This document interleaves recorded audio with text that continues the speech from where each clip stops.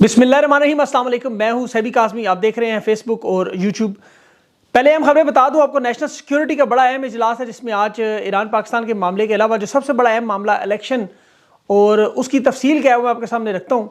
तहरीक इंसाफ के लिए अच्छी खबर है कि इनके आज़ाद लड़ने वाले उम्मीदवार पार्लियामेंट में जाके तहरीक इंसाफ का ही हिस्सा होंगे। तहरीक इंसाफ की नई हिकमत अमली भी आ गई। इमरान खान का गेम चेंजर प्लान, हफ्ता 20 जनवरी से बाकायदा इलेक्शन मुहिम का आगाज़। पंजाब और सिंध के अलावा तमाम सूबों में किस तरह मामला चलेंगे। टिकटों की जो तकसीम है उस पर जो मामला है, इमरान खान से बड़ी अहम मुलाकात हुई। फिर तहरीक इंसाफ की जो पाक फौज के साथ कौमी यकजहती का ऐलान और तोशाखाना रेफरेंस केस ट्रायल कालदम होने का मामला। इमरान खान का जो साइफर केस में आज सबसे बड़ा और अहम गवाह आज़म खान, उसने आज क्या कहा, ये सूरत हाल बड़ी अजीबो गरीब हुई। इमरान खान के हक़ में मामला चला गया। इस और बाकी केसेस की तफसीलात भी बताता हूँ। इलेक्शन 2024 के इनेकाद में निगरान वज़ीर-ए-आज़म ने 7 रुकनी कमेटी भी बनाई। अशरफ तारड़ इसके इंचार्ज हैं। और ये साहब कौन है, मामलात में क्या होगा। हिंदुस्तान के वज़ीर ख़ारजा जयशंकर पाकिस्तान पर हमले से एक दिन पहले ईरान के दौरे पर जो आए उसकी वजह भी सामने आ गई। और इलेक्शन के बाद IMF का कर्जे का पाकिस्तान का एक नया बहरान बनने जा रहा है। इसकी बड़ी अहम तफसीलात हैं। स्टॉक मार्केट आज बुरी तरह गिरी, एशिया में सबसे बुरी परफॉर्मेंस हुई। वजह क्या बनी। पाक ईरान की जो कशीदगी है उस पर निगरान वज़ीर-ए-आज़म की तरफ से सबसे पहले नेशनल सिक्योरिटी का जो इजलास है उसमें आर्मी, नेवल और फ़ज़ाइया चीफ शिरकत करेंगे। इसमें अमन व अमान की जो सूरत हाल है, सिक्योरिटी के मामलात और इंतखाबात, ये बड़ा अहम मामला होगा। और इससे पहले ईरान से जो पाकिस्तान के सफ़ीर थे मुदस्सर टीपू, वो भी इस्लामाबाद वापस आ चुके हैं। अलविदाई मुलाकातें इनकी हो चुकी थी। ये पाकिस्तान का ईरान का मामला एक बड़ा अहम मामला था। इसमें आपको पता है अभी जो वजारत उज़्मा के लिए लोग लड़ रहे हैं, जिसमें फजलुर रहमान भी शामिल है, नवाज शरीफ भी है, बिलावल है, मरियम है, ये सब लोग हैं। लेकिन यहाँ इनमें से एक शख्स जो इलेक्शन में मौजूद नहीं, जेल में बैठा है, वो इन्हें बता रहा है इमरान खान की खारजा पॉलिसी कैसी होनी चाहिए, ईरान पाकिस्तान के मामले को कैसे डील करना चाहिए। देखिए, ईरान के मामले पर हमारा सबसे बड़ा नुकसान खारजा पॉलिसी का फुकदान और ना तजर्बाकार बिलावल जो तजर्बे करता रहा और अब जो निगरान है जिसका नाम ही किसी को नहीं पता, जिन्हें कोई सीरियस ही दुनिया में नहीं लेता। ये पॉलिसी देखिए एक दिन या एक हफ्ते की नहीं, एक तसलसल है। नवाज शरीफ के दौर में 5 साल तक पाकिस्तान का वजीर खारजा नहीं था, 5 साल तक। इस अहम वजारत खारजा को खाली रखने की वजह से पाकिस्तान तन्हाइयों का शिकार हुआ। आज भी हालात आपके सामने, हिंदुस्तान, ईरान और अफगानिस्तान तीनों के साथ हमारे मामलात कशीदा, तीनों सरहदें गैर महफूज। कल पाकिस्तान के साबिक सफारतकार जो अमेरिका में तर्जमानी कर चुके हैं, एम्बेसडर एजाज चौधरी साहब, अफसोस हुआ उनकी लाइलमी पर, जिन्हें ये अंदाज़ा नहीं कि पाकिस्तान के इन तीनों के साथ जो ताल्लुकात है वो बदतरीन सतह पर हैं। चीन के मामले पर भी उन्हें शायद अंदाज़ा नहीं था, वो शायद हालात से अपडेट नहीं है कि इस वक्त पाकिस्तान में 6 महीने से चीन ने अपना 6 महीने सफ़ीर यहाँ नहीं लगाया। ग्वादर पर अमरीकी सफ़ीर डोनाल्ड ब्लूम के दौरे के बाद वहाँ पर जो खला में जाना हो, मालियाती कॉन्फ्रेंस हो, तजारती कॉन्फ्रेंस, चीन ने पाकिस्तान को बुलाना ही छोड़ दिया। हिंदुस्तान की खारजा पॉलिसी जरा देखें। बहीरा अहमर में हिंदुस्तान के तजारती जहाज़ों को यमन के हौसियों से खतरा। हिंदुस्तान इसराइल के कैंप में होने के बावजूद जयशंकर ईरान पहुंचकर यह पैगाम दे रहा है कि हमें कुछ ना कहना, बाकी आप जाने, अमेरिका और इसराइल जाने। यह खारजा पॉलिसी है। अब इमरान खान की खारजा पॉलिसी आपको याद होगी कि तुर्की से कारके के मामले पर 6 अरब का जुर्माना माफ करवाया। अभी ईरान के 18 अरब का गैस का जो मामला है इंटरनेशनल अदालत में जाएगा, वो कहां से देंगे? 18 अरब डॉलर। और ये नाअहल लोग उन्हीं को लाना चाह रहे हैं जो नवाज शरीफ 3 महीने से घर के बाद आज निकला है घर से, और वही रोना मुझे क्यों निकाला, मैं होता तो ये हो जाए। बंदा से पूछे, बेनज़ीर की हुकूमत जब गिराई तो मुल्क वरना कहाँ पहुंच जाता, मुशर्रफ का जहाज रखवाना करते, आज मुल्क कहाँ होता। और सबसे बढ़कर आज इमरान खान की हुकूमत का अदम एतमाद ना करते तो 10 इमर्जिंग मीशत से निकलकर पाकिस्तान दिवालियापन तक ना पहुंचता। अब जरा आप IMF की रिपोर्ट निकालें और पढ़ें, उसमें IMF क्या कह रहा है। वो कह रहे हैं कि ये जो इलेक्शन इनके हो जाएंगे फरवरी, उसके बाद जो कर्जे की सूरत हाल है इस पर काबू नहीं पा सकते। IMF हैव टू डिसाइड कि पुल द प्लग। 9 महीने का मामला है। IMF ये फैसला करेगा कि या तो ख़त्म करना है मामलात इनसे हमेशा के लिए। अब ये इंतहाई शदीद किस्म की भारी मुश्किलात अवाम पे आएंगी। और सबसे बड़ा मामला जो इन्वेस्टर देख रहे हैं, आपको पता है जो तरक्की की शरह के हिसाब से कर्जे को नापते हैं कि यहाँ इन्वेस्ट करें या ना करें। छोटी मुद्दत की जो उन्होंने बॉन्ड जारी किए वो 96 सेंट पे बिक रहा है, और वो जो तवील मुद्दती बॉन्ड है जो 2030 में एक्सपायर होना है वो 60 सेंट पे, उसकी कीमत होनी चाहिए थी 70 सेंट। आसान अल्फाज में बताऊं कि ये जो बॉन्ड जारी करते हैं उस पर इन्वेस्टमेंट लोग करते हैं, वो 70 सेंट से नीचे नहीं जानी चाहिए। पाकिस्तान का आज 60 सेंट पे खड़ा है। ईरान का एक छोटा सा मामला ये आपके सामने हुआ, एक रेगिस्तान में मिसाइल गिरे, कुछ लोग आपको पता आगे पीछे, लेकिन एशिया की बदतरीन मार्केट में जा पहुंचा। छोटा सा झटका स्टॉक मार्केट बर्दाश्त नहीं कर सकी। और नवाज शरीफ पूछता मुझे क्यों निकाला। आज लोग इसीलिए इनके जलसों में नहीं जाते, लोग शक्लें नहीं देखना चाहती। फजल रहमान के जलसे से लोग खाना खा के निकल जाते हैं, लोग कहते हैं वोट इमरान खान का। बिलावल के नौशर और फरोज में बिलावल की तकरीरें देखें, अवाम पहले ही पंडाल से खुद कहता है मैं मजाक कर रहा हूँ, जब उन्हें बातें करता है कहता है मैं ख्वाब देखने में क्या हर्ज है। पंजाब के जलसों में तबाही अलग, हाफसाबाद में अभी जो शो इनका हो रहा है वो क्यों नाकाम हुआ। रियासत की पूरी मशीनरी इस एक जलसे के लिए कि नवाज शरीफ 3 महीने बाद घर से निकला, लोग घी के डब्बे दे के राजी करके बिरयानी और चीज़ों पर लोगों ने फैसला किया बिरयानी अब घर में पकाएंगे, इनके जलसों में नहीं आएंगे, कौम को बचाना है। शेर अफजल मरवत चैलेंज कर रहा है कि नवाज शरीफ और बिलावल दोनों मिल के जलसा करें या अलग अलग कर लें। पंजाब में हमारे जलसे इनसे बड़े होंगे, अवाम खुद करेगी। और हकीकत में आप ये देखें, कराची में छोटी छोटी गैदरिंग्स थी, जहाँ जहाँ रुके वहाँ जलसा बन गया। तो ये तहरीक इंसाफ का इस वक्त इंतखाबी मुहिम की वैसे ज़रूरत नहीं है। अवाम खुद इस वक्त तहरीक इंसाफ के उम्मीदवार वाकई ढूंढ रही है कि उनके लिए वोट का इंतज़ाम भी कर रहे हैं, जलसे भी कर रहे हैं, उनके लिए वो दफ्तर भी खोल रहे हैं। आज इनके दोनों बड़े जलसे दोनों बुरी तरह नाकाम। नवाज शरीफ 5 मिनट सिर्फ तकरीर कर सका, 5 मिनट, बयानिया ही नहीं है। फिर मरियम नवाज को वो इमरान नामे पे बात करनी पड़ी। खारजा पॉलिसी को तो छोड़ें, अभी देखें बिलावल भी वज़ीर-ए-आज़म बनने के लिए पागल है, नवाज शरीफ भी वज़ीर-ए-आज़म बनने के लिए बेताब है, और दोनों की तोपों का रुख इमरान खान की तरफ जो जेल में बैठा है, वो इलेक्शन में है ही नहीं। एक लफ्ज़ मजाल इन्होंने ईरान पे कहा, 24 करोड़ के एटमी मुल्क के वज़ीर-ए-आज़म बनना चाहते हो। हालत यह है कि इमरान खान जेल में बैठा है, वो इन्हें बता रहे हैं खारजा पॉलिसी कैसी होनी चाहिए। आज इमरान खान की ये गुफ्तगू कौम को ज़रूर पता होनी चाहिए, बड़ी अहम गुफ्तगू।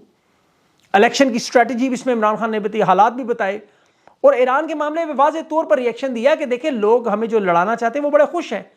जब बिलावल वज़ीर खारजा था ये अफगानिस्तान नहीं गया, वो अफगानिस्तान से हालात ख़राब हुए, ईरान के साथ उन्होंने मामला ठीक ही नहीं किए कभी। अब इमरान खान की ये बात देखें, जब वो खुद वज़ीर-ए-आज़म थे तो ये बात सच है, वहाँ इमरान खान की सुप्रीम लीडर से मुलाकातें भी हुई। और वो लोग कौन है जो आज ईरान और पाकिस्तान के ताल्लुकात ख़राब होने से खुश हैं? अमेरिका, इसराइल आपके सामने मौजूद है, हिंदुस्तान आपके सामने मौजूद है। उनकी पॉलिसी बेहतर नहीं है। ईरान के मामले को बढ़ाने की बजाय इमरान खान का कहने से डिफ्यूज़ करे। एक बरादर इस्लामी मुल्क है, कशीदगी नहीं बढ़नी चाहिए ये किसी तरह, लेकिन पाकिस्तान के ख़िलाफ़ दरअंदाजी की इजाज़त नहीं। पाकिस्तानी फ़ौज ने मुनासिब जवाब दिया, ये तहरीक इंसाफ का अलामिया भी है। ईरान ने जो किया उस पर इमरान खान ने मजम्मत की, लेकिन कहा यहाँ मामलात यहाँ तक पहुँचे कैसे? आज अफगानिस्तान का बॉर्डर बंद कर रहा है, ईरान हमले कर रहा है, वजह क्या है? ज़रा सोचे तो सही बैठ के। फिर न्यूट्रल्स को भी खिताब दिया एक दफ़ा फिर कि वक्त किसी का इंतज़ार नहीं करता, निगरान वज़ीर-ए-आज़म को कोई सीरियस नहीं लेता। 1970 में जिस तरह पार्टी टिकट था, आज तहरीक इंसाफ का जुल्म इनकी इंतखाबी मुहिम है। अक्टूबर में अगर इलेक्शन वाकई अगर होता तो अब इस्तेहकाम होता, इस्तेहकाम पार्टी ना होती, लेकिन तहरीक इंसाफ को ये क्रश करने लग गए, इंतखाबात को मुलतवी किया। अब इमरान खान की रूटीन जब पूछी कि उन्होंने कहा मैं किताब भी लिखूंगा इंशाल्लाह, कुरान मजीद पढ़ने के, तफसीर पढ़ने का, और जेल में जो भेजने वाले बजाय उन पर तनकीद करे, खान उनका शुक्रिया अदा करें कि मुझे अब वक्त मिलना शुरू, मैंने किताबें पढ़ना शुरू की। और यहाँ पे देखें ये बड़ा अहम मामला है। आमतौर पे लोग तनकीद करते हैं, जेल में जाके बाल लगवाने जैसे नवाज शरीफ चलेगी, लेकिन खान ने बड़ी अहम बातें की। उन्होंने कहा जो हमारी पार्टी छोड़ के लोटे होंगे, जो पहले उनके साथ लोटों के साथ हो चुका, अब कोई ऐसी हरकत का सोच नहीं सकता। हमारा वोट बैंक मजबूत है। इंतखाबी मुहिम पर उम्मीदवारों को अगर पोस्टर पर तस्वीर नहीं लगाने देंगे तो वो कैदी नंबर 804 लिखना शुरू कर दें। अब जेल में देखें प्रोपेगेंडा टीवी, पीटीवी आपको पता है, खान कहता है मैं तो देखते ही नहीं बिल्कुल। 1.5 घंटा वर्जिश है और फिर अदालत है, कुरान पाक की तफसीर है, कुरान पाक का मुताला और किताबें हैं। सुप्रीम कोर्ट के हवाले से खान ने यह भी बात की कि कोई जज मेरा फेवरेट नहीं, ना मैंने कभी अंपायर के साथ मिलकर खेला हूँ, मैं हमेशा अपने ज़ोर पर खेला। सुप्रीम कोर्ट पर हमला तो नवाज शरीफ ने किया, ईमानदार जजेस को इसने फ़ारिग किया, एजाजुल हसन एक अच्छा जज था, उसे फ़ारिग करा दिया। इसके अलावा जो शेर अफजल मरवत की मुलाकात हुई, इख्तलाफात ख़त्म हो गए, इनके बड़ा अच्छा हुआ। टिकट्स के हवाले से बड़ी अहम बातें, शिबली फराज और उमर अयूब ने टिकट जारी किए, ये फाइनल किए। और खान का कहना है कि वकला को टिकट ज़रूर देने चाहिए, इनकी एक बड़ी जद्दोजहद, इसमें कोई शक नहीं। और तहरीक इंसाफ की 20 तारीख को हफ्ते वाले दिन से बाकायदा मुहिम जारी हो रही है। उम्मीदवारों को कह दिया कि आप निकलें बाहर, अब रुकने का वक्त नहीं है। और इंतखाबी निशान भी अपडेट होंगे सबके। और यहाँ पर जो तहरीक इंसाफ का अलामिया आया एक बड़ा इंपॉर्टेंट, और जो बात है कि उम्मीदवार पार्टी का हिस्सा रहेंगे जो जीत कर इलेक्शन में जाएंगे, तो ये ना समझें कि आप बगैर पार्टी के जा रहे हैं। इस पर अब इलेक्शन कमीशन मामला देख रहे हैं, वो कह रहे हैं हमारा कानूनी महकमा देख रहा है, लॉ डिपार्टमेंट क्या करना है, क्योंकि तहरीक इंसाफ की रजिस्ट्रेशन मनसूख नहीं हुई, ना उन्हें कालादम किया, सिर्फ निशान वापस लिया गया और जमात के तौर पर यह भी कायम है। इसी वजह से खुद इलेक्शन कमीशन ने इन्हें उन जमातों की फहरिस्त में शामिल किया हुआ है। तो कानूनी हिसाब से तमाम उम्मीदवार जीतने के बाद तहरीक इंसाफ का हिस्सा होंगे, बाद में किसी भी दूसरी जमात से इत्तेहाद हो सकता है। आज़ाद उम्मीदवारों को अलबत्ता उस तरह का इख्तियार नहीं होता जिस तरह पार्टी का होता है, इलेक्शन जीत के आए। लेकिन पार्टी के टिकट के हिसाब से देखें तो पहले माजी में जो पार्टी टिकट पर जीत के आए, आपको याद होंगे राजा रियाज, नूर आलम खान, इन्होंने अदम एतमाद के वक्त क्या किया, फैसल वाडा शाडे सारे वारदात कर जाते हैं। तो तहरीक इंसाफ का टिकट हो या आज़ाद हो, जिन्होंने वारदात करनी है उन्होंने करनी है। आज प्रेस कॉन्फ्रेंस जो छोड़ के गए तहरीक इंसाफ का बड़े बड़े अहम हिस्सा, वो सारे लोग टिकट पे आए हुए थे, बड़े बड़े उम्मीदवार थे। तो इसलिए मेरा नहीं ख्याल अब ये रिस्क का मामला ख़त्म हो चुका है। वकला को कितने टिकट मिलने हैं अभी ये भी फहरिस्त जारी हो जाएगी, और तकरीबन मेरे ख्याल में इसको 15 या 16 टिकट ऐसे हैं जिन पर अभी फैसला इन्होंने करना है। बाकी तमाम मामला ठीक हो चुके हैं, इनके जो गलतियाँ थी वो भी दुरुस्त हो चुकी हैं। और ये सारा मामला शिबली फराज और उमर अयूब देख रहे थे, जैसा मैंने आपको बताया। और अब जो पंजाब में मुहिम चलेगी वो शेर अफजल मरवत के हवाले की गई, और ख़ुद इमरान खान ने कहा पंजाब और सिंध में जाके मुहिम चलाएँ, और बैरिस्टर गोहर ने इनके इख्तलाफात भी ख़त्म किए। ये बड़ी अच्छी बात थी आज। और उसके बाद शेर अफजल मरवत ने बैरिस्टर गोहर की तमाम बातों को तस्लीम किया। लेकिन यहाँ पर जो उनका वापसी का नोटिफिकेशन वाला मामला, ये पूछना चाहिए था इन्हें कि जब इमरान खान ने जारी नहीं किया तो क्यों ऐसा नोटिफिकेशन जारी किया गया। उस पर उन्होंने जिन रहनुमाओं के साथ उनके मामला थे, उन्होंने कहा कि ये लोग शायद नाराज़ हैं इस वजह से। हामिद खान के बारे में शेर अफजल ने कहा कि चूँकि इमरान खान से मुलाकात के फ़ौरन बाद मैंने बैरिस्टर गोहर का नाम लिया और हामिद खान नाराज़ थे क्योंकि वो तहरीक इंसाफ के चेयरमैन बनना चाहते थे। अब ये बात हामिद खान साहब से पूछनी पड़ेगी कि क्या उन्हें इमरान खान ने ऑफ़र की थी कि चेयरमैन बने, क्योंकि काजी फायज़ भी सुप्रीम कोर्ट में बार बार ये बात करता रहा। आपको याद होगी कि हामिद खान साहब आप सीनियर हैं, आप क्यों चेयरमैन नहीं बनते। उसे भी बैरिस्टर गोहर पसंद नहीं था। और शेर अफजल मरवत ने एक और बड़ी अहम बात की, अगर मुझे उठा लिया गया, अगवा कर लिया, कुछ कर लिया, तो पाकिस्तान की अवाम में हर शख्स को फिर खुद शेर अफजल बनना पड़ेगा, खुद इमरान खान बनना पड़ेगा। अभी वो वापस सिंध और पंजाब में इंतखाबी मुहिम के लिए जा रहा है। और इसके साथ साथ अगर इमरान खान के केसेस की बात करें तो वो बड़ा अहम मामला तोशाखाना केस में मियाँ गुल हसन औरंगज़ेब की अदालत में केस था।